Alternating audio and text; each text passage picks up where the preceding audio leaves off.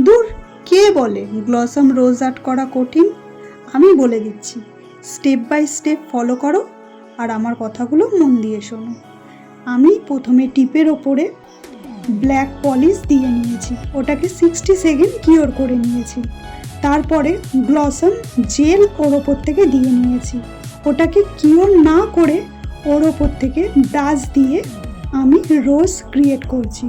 আমি যত রোজ ক্রিয়েট করছি তত ওটা টিপের ওপরে স্প্রেড হতে থাকছে, তখনই আমি ওটাকে 60 সেকেন্ড কিওর করে নিলাম। এরকমভাবেও তোমরা রেখে দিতে পারো। আমি এটাকে আর একটু ইনহ্যান্স করার জন্য ওর ওপর থেকে রেড কালারের পলিশ দিয়ে নিয়েছি। চলো আজকের মতো তাহলে টাটা। আর আমার রোজটা কেমন হলো অবশ্যই কিন্তু কমেন্টে জানিও। দাঁড়াও একটা কিন্তু লাইক অ্যান্ড কমেন্ট করে যেতেই হবে। আজকের মতো তাহলে টাটা।